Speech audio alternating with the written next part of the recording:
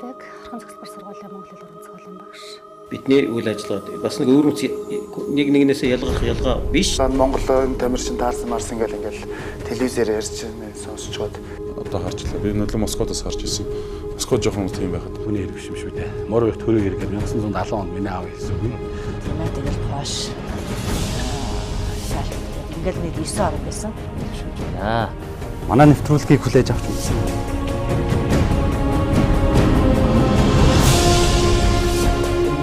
Социалист системийн орнууд зүгээр аяад онд хамт аваад гэж яхад тэр цагаан цэгүүдийг хүлээж аваасаа гэж боддог. Эсвэл энэ зүгээр шинжлэх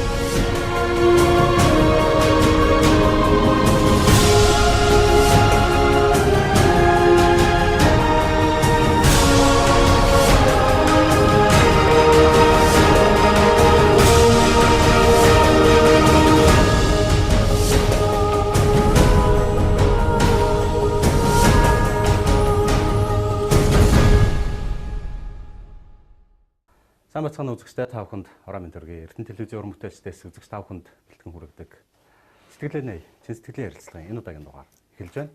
Тэгэхээр энэ удаагийн дугаарт оролцохоор бидний урилгыг хүлээн авч манай студид хүрэлцэн ирсэн эрхэм хүндтэй зочин Монгол улсын ардын жүжигчин Бүрүүдэр Жинзэрэн давг. Сайн явж байна та? Сайн явж байна. Та бүхэн минь сайн сууж хаж байна уу? Сайхан аварж байна. Сайхан аварж байна. За, улсын драмын Эрдмийн театрын уран бүтээлчид бүрэн бүрэлдэхүүнээрээ Эрдэнэ дотод тоглож байна. Үзэгчид хэр зэрэг байна?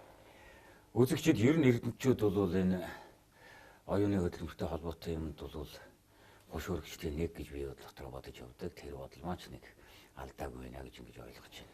Өчигдөр бид нэр нээлтийн тоглолтоо цаг нэмхийн зохиол манай театрын ерөнхий найруулагч Төрийн Шагналт Наранбаатрын найруулга Тэнгэрийн хүү гэдэг жүжигээрээ нээлтээр хийлээ үзэгчид дүүрэн тоглоод гараа зэрэхэд санал сэтгэлдээ хуваалцсан хүмүүсүүд маш олон байсан энэ тодорхой жишээ юм болоо та гэж бодож байна. Мэдээж яг тоглоод гараад ирэхэд үзэгчид ингээд сан сэтгэлдээ хуваалцсан гэдэг бол уран бүтээлчний хамгийн сайхан жаргал да. Мэдээж ад жаргалаасаа гадна дараагийн хийх ажилд их том түлхэц болдог. Нөгөө талаас бас эргэцүүлж бодох бодолд нэмэр болдогоор их онцлогтой гэж би хувьдаа бодож байна. Та яг хэд он жүжигчин болсон? Би 1968 онд энэ театр гэдэг ариун сүмийн босгоор алхах боломж олдсон. Одоо 40 гаруй жилийн энд ажиллаж байна. Жүжигчин болж чадаагүй л юм да. Болохгүй л зүтгэж явна. Энэгээр би юу хэлэх гээд байгаа вэ? Жүжигчний ажлыг бол эхэлж болдог, төгсч болдог мэрэгжил гэж би ингэж боддог. Яагаад гэвэл зэрэг өнөөдөр би Люсүан гэдэг дүрээр үзэгчтэйгээ уулзж яадаг маргааш надад орж гинөө балданч гинөө ирэх болгоно тэр нь дандаа шинэ байдаг учраас төгсч болдог юм байна гэж л ойлгоод байгаа шүү дээ. Таны дэлгэцэнд бүтээсэн анхны дүр чинь Улаандарцаг кинон дээр ингээд нэг бороноор морь унтсан явж байгаа дүр байдаг шүү дээ, тийм ээ. Чи яаж тэрийг тийм сайн мэддэг юм. Би бол наадхай чинь үнэн кинод анхад байсан. Би яг энд орсныхаа дараа бол кино гэж юмнаас бол болов хол байх юмсан. Ер нь барагч очихгүй гэж ингэж бодож байсан юм шүү. Тэр хүүхэд ах хөл генийн зам байж илтэй. Яагаад өгөхөр зэрэг би киноны нээлт болоход нь бараг хуучин арт кино театр гэжсэн. Нэг гаралтын цагийг нь бол найз нөхөд ангийнхан хоёр хөгшин байлаа аав ижи нараа ер нь бүгдийн цуглуулсан. Тэгээ хамгийн сүүлчийн үсэг ингээд гараад ирэн гутанд цугтаад алга болсон. Яг гэвэл би өөрийгөө таньдаг. Өөрөө л хүмээдгүй чи яасан гэрхээ айжигч тэр борон дунд явж исэн олж харсан юм байна.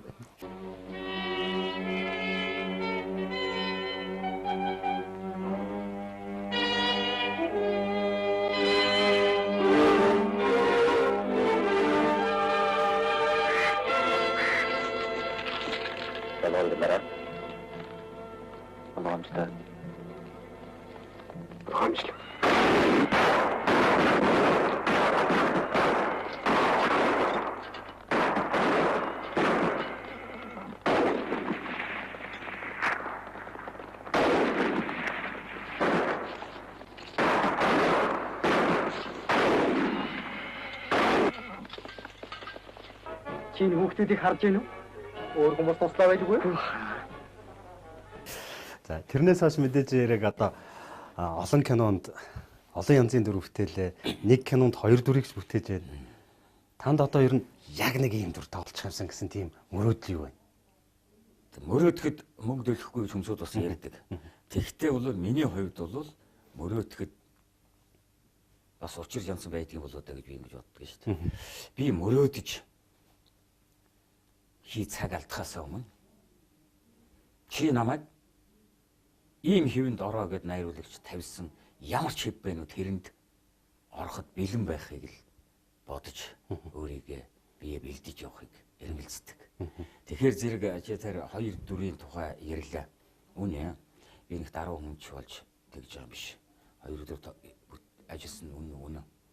Гэхдээ энэ бол миний авьяас бэлэгтэй, миний гайхамшигтайгаас гадна яг тэр үед энэ 2 дүрийг зэрэг ажиллахын боломжийг олгосон миний багш, кино найруулагч, ардын жүжигчин, Монгол Улсын Булган гавьяцсан жигд цэрэнгийн маш том зоригтой шийдэл гэж ингэж бодож явдаг юм. Тэгж хэлэхээс ч өөр аргагүй нөхцөл. Тэгээд чи их ажигчин өшөө дутуул харсан юм байна да. Тийм чи би ч одоо харагдаж байгаа нь 2 болохоо сонсогдож байгаа дүртэйг нэглэл 3 дүр байна. Тэр тэгтээ 2 эсрэг дүр байдаг. Одоо Монгол Улсын ардын жүжигчин урлагийн гавь сэтгэлтэн Гомжийн жигжиг зүрэн гэдэг хүний 1980-ад оны их үед хийсэн Хатанбаатар гэдэг кинон дээр одоо тийм ээ. Манлайбаатар дамжин сүрэнгийн дүр, дараа нь Вандановын туслах аврын дүр. Та бол Сэлэнг аймгийн Орхон туулын хүн. Манлайбаатар дамжин сүрэн бүр 100 урд нутгийн хүн. Судалгаа хийсэн үү? Мэдээж судалгаа хийлгүй яах. Тэгээд бид нар чинь нэг юм судалгаан дээр надад бол хамгийн их номер 0 болж исэн хүн бол Өгд найрамд Монголоор тулсын ардын жүжигчин Ямын Цэгмэд гэж сайхан хүн байлаа та. Монголын үзэгчид бол одоо нэг Богд хаанаар нэг сайн мэднэ. Хатанбаатар ч гэсэн бас Богд хааны дүр дээр ажилласан. Энэ хүн бол надад маш их номер 0-ыг тусдын болж явсан. Яагаад энийг хэлэхэд судалгааны материалууд архив материалуудтай танилцуулахлаар зэрэг ихэнх нь босоо монгол бичиг. Хожимчгэр байхгүй. Өнөө цэрэн давгт. Тэгэхээр зэрэг тэр чинь үзэх хэрэгтэй болдог, сонсох хэрэгтэй болдог, харах хэрэгтэй болдог. Хаа очиж харин хэдэн зураг байсан намайг бол энэ лөө 2 сэтгэлээр зүтгэхэд их номер 0 болсон. Тэгэхээр зэрэг энэ дээр чинь одоо би бишгүй ярилцлаганд хүмүүсд асуудаг би ч бас хариулж ил явсан. Тэгээд энэ бол яахаргүй миний багшийн шийдэл. Би анх Манлайванд форогийн ихтэн наад шиг ямааны гурав шиг үнд чинь яаж байдгийг гэсэн чинь багш маань учиргүй ууралж чи цуг байсан юм уу? Хамтарч явж исэн үү? Яасаа л үгтэн чи долондоо хувцал гэл. Тэгээд багшигаа уурлуулсан давантаад тэгэл аснасэр сорилтонд орох хувцыг өмссөн дөө. Тэгээ Бадам Цэрэн гэж нэг гайхамшигтай нүүр хоёр гэж байсан тэр хүн тэгээ Манлайбаатар ямар ч хамаг нэг сахал наач. Нөгөөтгтээ бол их дурлаад байгаа. Хавартай бол тийм бол багш маань анх зохиологтой за энэ дотроос өөрөө ажиллах ямар дүр дээр ажиллаад санаа чинь нийсэн тэрийг сонгож авч хэлсэн чинь хавартай их дуртай. Тэр нь уран сайхны дүр учраас хаашаач холбирч хийхэд бол жүжигч хүнд боломж нь илүү байсан учраас тэгээд исэн юм шиг байна. Тэгэл дахиад орсон тэгээд энд бол орох нөлөөсөн том хүчин зүйл бол би ховдод очтлоо. Ер нь өөртөө итгээгүй. Наад аврахаа зургийг авахлаад яваад байсан. Тэгээд ховдод очиод Баатар хааны үр тонгосноос буугаад 2 онгоц өнгөцсөн. Ачаатайгаа нийлээд. Тэгэл жигцэн багш дуудаад за чи Манлайбаатар тоглоно ш. Зурганд орно.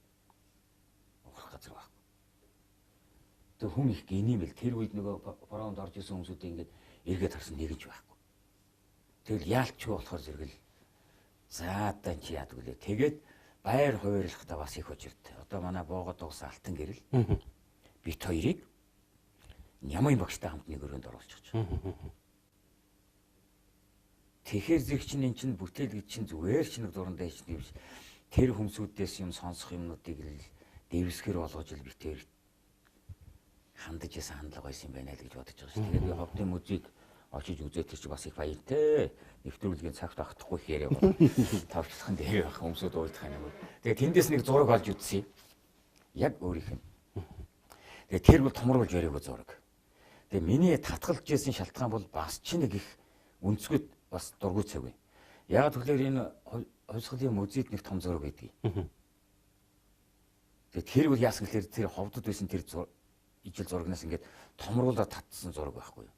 Тэгээ бид нар чинь нөгөө үлгэр ээж аав маань эмээ өвөө нь үлгэрээр юусгсэн учраас үлгэрээр сэтгсэн баатар гэдэг чинь ямар хүн баатар хүний сэтгэлд үлдэх вэ? Тэгээ урд уулыг дэрлээд ард уулыг жийгэл гэдэг шиг юм бол сэтгэлд үлдсэн байсных юм. Тэгээ тэр том зургийг харсан. Яаж би юм бол чадах вэ гэж л анх татгалж ирсэн санаа маань тэр.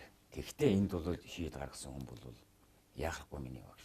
Нөгөө талаас ховдод очиод тэр Хатанбаатарын тугийг барьж явсан Нямзав гэж өвгнийг Нямын багш олж ирсэн. Өдөөнөөс. Тэгээ тэр өвгөн одоо ирлээ ууз мэндэ мэдгээд тэгээ хоёр давхрын бистүүлд Эрдэнэ болгон эхлээд очсон. Тэгсэн за тэр хүн шүү гэдэг цагаан толгойтой өвгөн загаад мэндэ мэдгээд очиод би чи ямбаны хувцсан өмсөн зураг даа. Аа нудраг засаад их мундаг юм. За амар байна уу та гэж мэдлэх гэсэн чинь. Нөгөө юм чинь хөшч ингэж харж ирсэн ээ.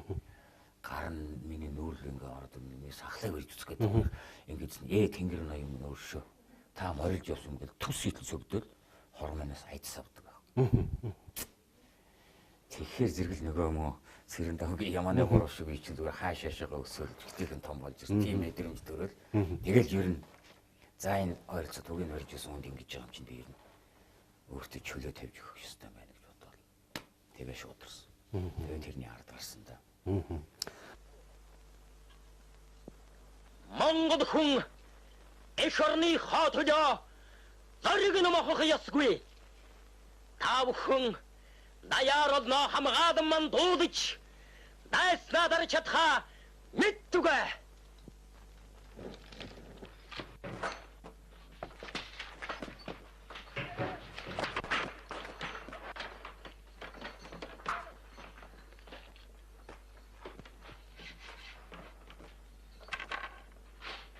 앉아.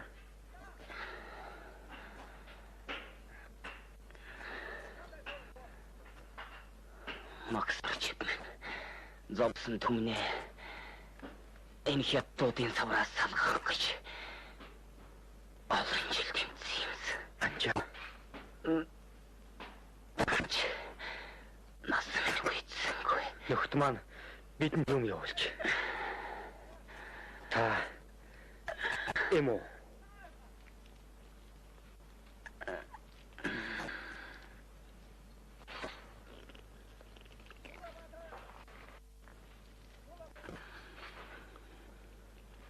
Танайхан сайн гинэ. Энэ шага.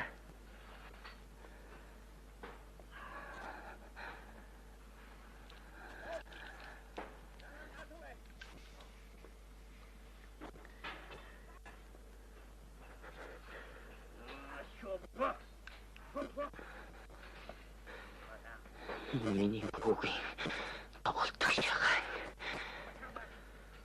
Бас би чигэрсэн байна. Үгүй. Цөм сайн гинэ.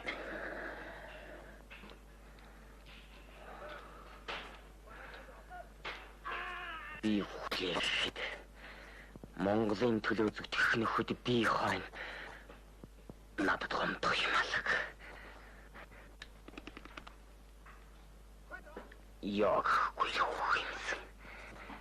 Энэ муусан хятадуудыг баярлуулахгүй.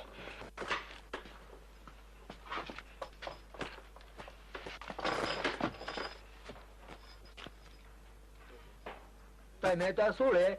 Со. Татахгүй. Би юм ойны дэчээ.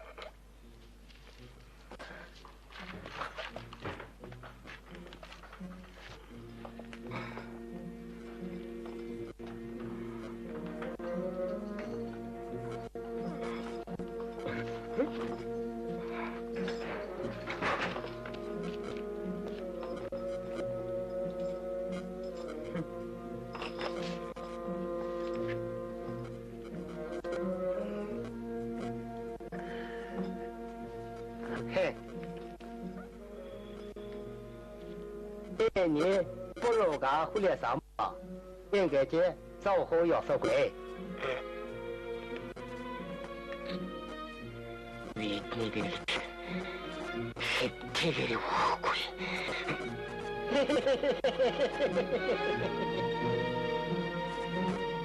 Та нар хойд тадаах юм бол ингэж л байна.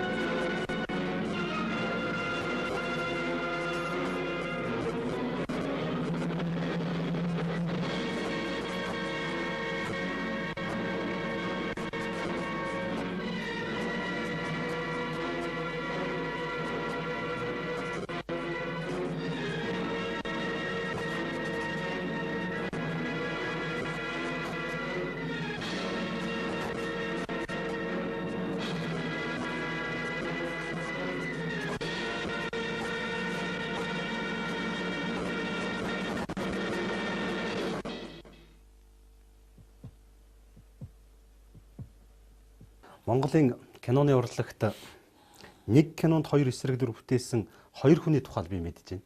Нэг нь Монголын театрын Алтан цэгмэд гэдэг цагаан цэгмэд ба өглөө кинон дээр 2 эсрэг дүрийг бүтээж байдаг. За хоёр дахь нь одоо би таныг хэлэх гэж байна. Энэ бол ховорхон тохиол. Тэгвэл бас жүжигчин хүн бүрийн нөгөө хүмүүсийн хэлдгэр дуртай аавын хүүгээ хийгээд байдаг ажил бас биш баг. Яагаад тэгэхээр ард түмний сэтгэлд үлдсэн байгаа учраас тэгж хэлээд байна. Ямар ч байлгсан энийг бол би түрүү хэлсэн үгээд автъя. Тэр агуу үнэтэй бол би өөрийгөө нэг зүй тавих надад аз тохиолсол хэрэг.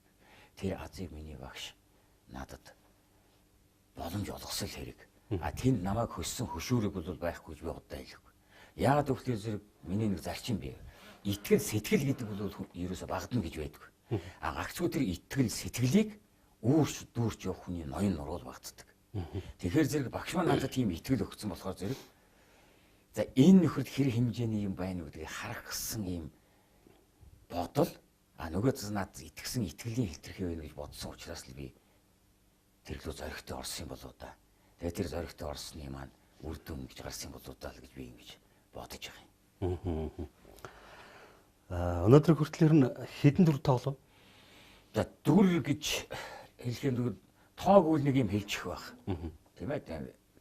Нэг тэд орчим гэдэг. Тэд орчим гэдэг нэг тоо хэлж байна. Дүр гэхээр зэрэг чинь одоо өөрийн чинь хэлээд байгаад энэ юу тэд өгсөн хэд байдаг юм бол доо. Тэрийг бол одоо энэ мэрэгжлийн судлаач хүмүүжлэгч нарын амнаас гарч байгаа үг. Тэр үхнийг л бодж ижил хэлэх юм л да. Өөрийн чинь хэлээд байгаа хоёрыг бол одоо дүр гэж судлаач хүмүүжлэгч нар бол өстой ам нэгтэй ярьж ирсэн нь бол санаанд байна. Тэгээд ер нь би бас өөрийг их азтай гэж бодоод байгаа юм. Түүхэн хүмүүсийн дүр дээр ажиллах боломж бол бус дүрэн бүтээлчтэй бодох юм бол харьцангуй надад илүү төлхөө оногдсон. Тэгээд энэ ч бас цэрэн давгийг ерөөсөө энэ дүргээд яриад байгаа юм чинь эргээд тэнд ажиллаад байгаа хүнээ эргээд хүмүүжүүлчдэг гэдэг юм онцлогтой гэж би боддог юм шүү дээ. Дүрээрээ дамжаад нэг нөгөө талаас уран бүтээлч хүн гэдэг бол бүтээсэн дүрээрээ дамжаад үзэгчдийн ичнээ танил болчдөг. Тэгээд энд нэг их актер юм байдаг гэж би боддог. Ингээд ичнээ танил болцсон юм чинь танихгүй ичнээ хүн намайг харж байна. Тэр итгэж харж байгаа тэр хүмүүсийн итгэлийг дааж явах хүний ноён нуруутай явах юмсан даа л гэдгийг ямагт бодож санаж явдаг да. Тэгэхээр зөвхөн дүр гэдэг юм бол их онцгой. Одоо түүхэн хүмүүсүүд гэх юм бол одоо Монголын 3 төрөлд оюунаа ширгэж хөнгөн дундлан зүтгэсэн ялхан цутгт амьдан баз. Гэж үнтэй ерөөлөөр учрлаа. Тэгээ намын төвөрөний нарийн мичгийн данцаг тухайн цаг үед ч одоо ангийн дайсан шахуул юм ярьдаг байсан. Одоо ч төрөө ирэхээр тийм болчдөг юм. Одоо ч тэр хүн шиг ухаантай хүн байхгүй гэж жишээтэй. Солийн данзангийн дүр байх жишээ. Тайзан дээр бол одоо Жанжин Сүхбаатарын дүр дээр ажиллаж үзэх хувь зохиолоо. Чингис хаан тоглох хувь зохиолоо. Кинонд төгөлж Ямуухад тоглох, Тоорлон тоглох. Ингээд түүхэн хүмүүсийн дүр дээр ажиллах юм боломж орол дээр ажиллах боломж олдоод байгаа нь намайг эргээд энэ өөрийнхөө түүхийг харах, ойлгох. Эндээс энэ цагийг дагаж биш тодорхой хэмжээний гаргалгаа гаргахад их онцгой боломж олдож яагаад нь бол дотор их үеиг явдаг. Таныг энэ олон түүхэн хүмүүсийн дүрийг бүтээх үүрэг гэдэг юм уу даалгавар аваад энэ түүхэн хүмүүсийн тухай судалгаагаа хийгээд бүтээл дээр ажиллаж байхад магадгүй танаа орхон гол намаахан урсаж идэг баг. Энэ дүрийг бүтээгээд ард түмэн нэгэн зэрэг нэгэн дуугаар алга ташин хөгтөж хүлээж авах танаа орхон гол үерлэх мэт олгилж идэг баг гэж би бодож байна. Яагаад тэгэхээр Монгол газрын аав инхүү Монгол газрын эзэн болсон хүмүүс нутаг усан дандаа дагаж баярлж идэг. Би тэгж бодож байна. Та энэтэй санал нийлэх үү? Нээлэлгүй яах вэ? Ерөөсөө хүн чинь би нэг боддгийн штэ хүнд мартаж болдгүй юм гэж байдаг бол ижаа хоёр хүн байдаг болов. Орхиж болдгүй юм гэж байдаг бол унаж өссөн нутаг угаажсан усман байдаг болов. Зарж үрж болдгүй юм гэж байдаг бол энэ газар шороо гэж юм байдаг бол гэж би ингэж бодож явж үдий хурж ирсэн. Би чинь одоо бурхангүй үзлэр хүмүүцсэн үеийн хүн шүү дээ. Тэгтээ би бурхантай байсан. Би өдий хүртлээ би ижигээ бурханчлан шүтэж өдий хурж ирсэн. Тэрийг бол би юусаа алдс гэж боддгоо. Тэрний минь ачивэл нутаг усны минь лус савдаг намайг ивэж харж хандаж байсны хүчинд дээр нь бүр тодорхой нэг зүйлийг бүр цохон тэмдэглэж хэлээд ханы минь нөмөрнөөлөг намайг ингэж олонтой явах хүний итгэл даах тэнхэд өгөхөд ханы минь хатун ухаан ижигийн минь нэвчээж өгсөн амин ухааны хүчнэл ингэж явуулдаг гэж би ингэж л бодож явдаг юм да. Хань гээд ярьснаас Монголд цөөхөн байдаг ардын жүжигчин гэр бүлийн нэг цөөхөн байдаг одоо барагч байхгүй шахуу да. Тэгэхээр танааханд одоо та хоёрыг залгамжлаа жүжигчин болох тийм ач зээнэр байна уу? За яг хөө бэр бол жүжигчин хүү одоо уран бүтээл нэг ач охин кино тоглосон тийм ээ. Нөгөө хайр ярилд. Чи ер нь энэ сэтгүүлчид энэ төр гэдэг бол ер нь их зовлонтой. Юм ер нь хаанаас ингэж болоо чи ер нь намайг ер нь яас их юм. Нэгэн бид баймааргүй ингэж нэвтрхий бас сонирхцсан нөхөр бай гэж би бүр гайхаад байна шүү дээ. Тэгэд үнэ тэгжил хэлдэг. Хоёулаа ардын жүжигчин авар гэж бас саваагүй шүү дээ үзсэн чинь та гарахгүй юм байна л. Тэгэхээр энэний цаана юу вэ гэвэл түрүү миний хэлээд байгаа битэрт ямар юм ирээд байна вэ? Энэ их итгэл хүндэл энийг дааж явах хүний ноён нуруу гэж юм хэрэгтэй шүү гэдэг л гарцааг л бодогдож явдаг юм да. Хүүхдүүд бас маань яг урлагийн хүн гэж байна бас. Яг жүжигчин гэдэг юм хийгээгүй ч гэсэн одоо миний хүү кино найруулад явж байна. Би ганц үүтэй ганц сэргээ тэр маань одоо хайр ирэл гэдэг 40 кино хийсэн. Залуучууд их мэдж байгаа. Сүүлд нь хувь тавилангийн эдрэг 60 кино нэг жилийн өмнө боловсрол суугаар гараад ирсэн энэ киног найруулж хийсэн. Энэ талаас энэ салбар руу ингээд орсон юм. Жүжигчин гэдэг юм бол бит хоёр ч бас юу вэ та нар өөрсдийнхээ сонгосон юмыг л нэг хэлбэггүй хийчихэж үзэл гэдэг талын юм л их нэвчүү хэлж ийсэн. Учираас тэр баг. Миний нэг эдээсээ дуучин болно гэж нэг сандаргалаа шүү базар дээр. Университет ороод шилдэг 10 хэд ч гэнэ тэрэнд багтцсан. Тэгээд битэрт бас нэг орондоо барьж баримтын явдаг зарчим гэдэг юм уу? Нэг юм байна. Миний том охин бол битэр чинь 3 хүүхэдтэй. Хамгийн том охин маань ангаахад өгсөн эмч мэрэгчлээ. Хүү маань тэр ганцраа найруулагч. Бага охин маань их засаг их сургууль өгсөн эрх зүйч мэрэгчлээ. Тэгээд эдний ингээ хараад яхаар зэрэг заад айд нэг эмч хүн байх ёстой гэж бодож явдаг. За том охин маань яг тэгээд миний метийг дүүнрээ ингээд орчноо болоод ингээд даагаад ингээд явлаа. Тэр гараад ирсэн одоо нэг битэр чинь 10 хэдэн ачцээ 30 нар байна. Зэнцрүүд байна. Би эднэрийн чинь хийн хариуцсан. Хэзээ нэг хүн хэрэгтэй болно одоо. Тэрэнд л одоо тэр нэг дуулаад та нарын тэр одоод мэдчихсэн нөхрийг чинь л зүтгүүлнэ гээд. Тэгээд битэр ч бас яг ба тэгээд зорьсондоо хүрсэн хүүхдүүд маань их учиргүй зөрөөд ингээд байхгүй. Зэнэр маань. Тэгээ хүүхдүүд маань тэгж хүмүүцсэн болохоор бас тэрэнд нь их сэтгэл уяг явдаг юм. Ер нь ижи аавынхаа үгийг сонсдгүй. ижи аавыгаа хүндэж хайрладгүй хүнийг хайрлахын тухай бол бодохын хэрэг байхгүй тий. Тэр буруу замаар тэр худлаа ярихын нэр болно гэж ингэж л бодож ингэж л хичээ зүтгэсний хүчинд бол хүүхдүүд маань чих халууцуулахгүй өөрсдийнхээ хийх ёстой юм хийгээд сурах ёстой юмаа сураад ингэж явж байгаад нь бол сэтгэл үе гэдгийг шүү. Би ингэж бодож байна. Танаа зүгээр магадгүй танаа нутгаас ч юм уу хаа нэгэн хөдөө газраас зочин ирвэл их сонирн байх гэж бодож байна. Яг тэр өөрөө кинон дотор орсон юм шиг 2-2 ардын жүжигчин сууж яадаг. Цаана нь бас Монголын телевизээр нэгэн үеэр гарч ирсэн Буржгар ус Сьюзен гэдэг кинонд дуу оруулж ирсэн жүжигчин Батцэцэг, Дугаржвын Батцэцэг гэж эдний одоо Бэр Гансрэгийн гэргий. За тэгээд өөр олон кинонд одоо гал хам кинонд тоглож ирсэн. Ингээд ийм олон танил хоолойнууд, ийм олон танил түүний дунд орох их бас сонирхолтой байх болоо. Гэхдээ одоо сонирхолтойгоос гадна хөдөө гадаа явж байхад амдээр нь үзнэ гэж яг дуртай байх юм. Тэг амдээр нь үзэх боломжинд илүү нээгдэг байх таа гэж боддог юм шүү дээ. Тэгээ тэр тийм байдаг байх уу? Энэ бол нэг битэрийн нэг их юу гэнтэй нэг энэ өөрсдийгөө дүүлгэн магтахын шалтгаан бол огтоос биш. Энэ бол ерөөсөө мэрэгжлийн онцлог. Битэрийн сонгож авсан мэрэгжил л юм. Тийм учраас энэнд л нэг тулхтайхан шиг нэг хоёргүй сэтгэлээрээ зүтгэе даа гэсэн ийм л чин эрэмт сэтгэл явж л өдөө өрсөн. Бит хоёр нэг зүйлийг энд зориуд хэлэх ёстой. Би бол өөрийгөө аавын даллахтай ирэх хүн гэж хэлэх дуртай. Яагаад гэхээр зэрэг би 4 настай байхдаа өөрийнхөө ааваас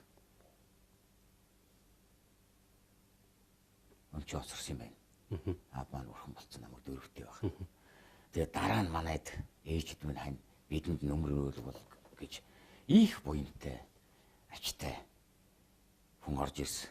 Зүгээр хөндлөгийн нүдээр харах юм бол одоо 3-4 бүсгүй үртэй айлд орж ирнэ гэдэг бол нэг арилцсан дотор дээр ирэх хүн гихчээрэл хэлэгдэх байх л да. Тэгтээ бол миний аав бол бидний хөлийн мөндөрөнд гараа юм ганцхан дүргсэн. Их буянтай сайхан хүн байж байгаад одоо битэрийн гар дээр дал нэлэн гартлаа наслаад бурхан болсон.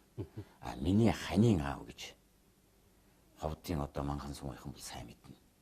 Одон давагд орж гэж юм хүмүүс. Насны өгсөн төмөр замд ажиллаж, төмөр замыг одоо анх үүсгэн байгуулах цагаас эхэлж төмөр замд ажиллаж байгаад бас дал хол гартлаа битэрийн гар дээр гэж бурхан болсон. Тэгээ энэ хоёр аавыгаа бодоод өмнөх аавгаа ингээд яхаар зэрэг чинь хүн бол 2 аавтай гэдэл биш 3 аавтай болчихсон шүү дээ. Тэгэл би аавыгаа бол дараагийнхаа аавыг бол би хойд урдаар нь дууд огтоосоо чаддаг. Тэг хүсдэг ч үү. Яагаад миний ижид хань болоод бидэнд нөмөр нөөлөг болоод болох гээд мөрөн гандаж улаан хилээж явсан хүнийг би хойд урдаар нь дуудах хэрэгтэй. Тэр бол байж болох зүйл биш гэж ингэж боддог. Тэгээ зарим хүмүүс бол хойд урдаар ярих юм. Та нар хүнийг өөрчлөхөөс өмнө би яачих вэ гэдгийг бодож явах хэрэгтэй биш байдаг байгаа даа гэсэн ийм бодлыг зүгээр өвгийн тайлбар тавьчихулах гэдэг болоо гэж ингэж бодож байгаа. Тэгээд яагаад би хөгсүүлээ ингээд миний ижи 93 хүртлээ битэртэй хамт байж байгаа. Бурхан болсон. Тэгэхээр зэрэг бол хөгсцүүлтэйгээ өдийн настай хамт байна гэдэг бол дэндүү том хоёр төдийгүй бас их бодож санах юмд. Орон зай ингээд онгойх юм их байдгийн болоо да гэсэн ийм бодол өөрөө ирэхгүй орж ирд юм да. Тэгээд юу гэж хэлэх гээд энэ вөхөр ерөөсөө хажуутах аав ижийг л хайр. Хүнд тэр шиг их юм байхгүй л гэдгийг хэлэх гээд мөнгө надаас санагддаг шүү дээ. Би нэг ийм зүйлийн тухайд асуух гэдэг. Монголын утга зохиолд их том байр суурь эзэлж ирсэн Монголын радио сэтгүүлч, дараа нь 25 дугаар суваг телевиз сэтгүүлч байсан таны ах Сандуйжив гэж Монгол улсын соёлын гавь цэцгэлтэн. Би боддгийн Цэрэн давга ахыгаа алдахдаа их л харамссан байх таа гэж. Мэдээж хүн бүхэн л харамсна. Гэхдээ аавынх нь оронд аав болон гарнаас нь хөтлж магадгүй өнөөдрийг хүртэл хөтлж явсан ах нь. Ерөөсөө айлын том гэдэг бол ачаа өөрхийн нэр төдийгүй. Дэндүү их тийм өөртөө хариуцлага. Ачаатай хамт үрцэн хүмүүсүүд эд юм болоо та гэж би ахыгаа утгаад гэж л боддог шүү дээ. Миний хамгийн том. Би хамгийн том ахаас нэг удаа зорьсон. зөрсөн нь одоо энэ чиний өмнө хурж ирчээ сууж ийн л да. Энэ мэрэгжлийг сонгох гэж би ахаасаа ганц удаа амьдралдаа зөрсөн маань энэ. Тэгээ миний ах бол Монголын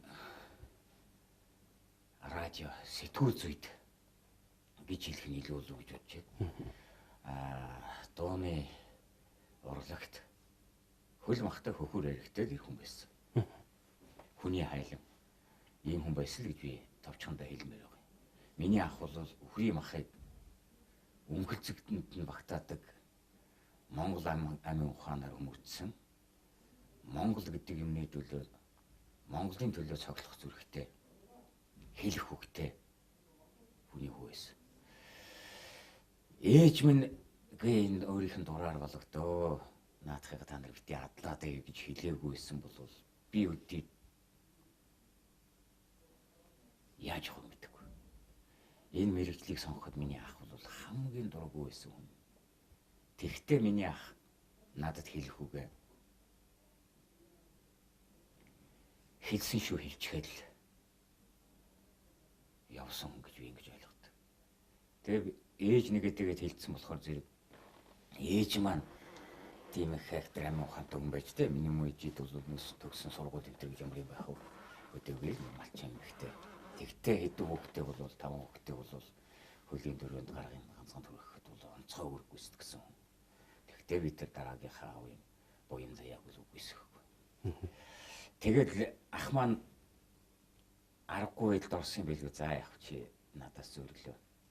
Чи насаараа хүний хэлээр ярих мэрэгжил сонголоо дөө. Чи энэ хүний үгийг өөрийн үг болгох гэж их л зүтгэх байхтай гэж хэлсэн байна.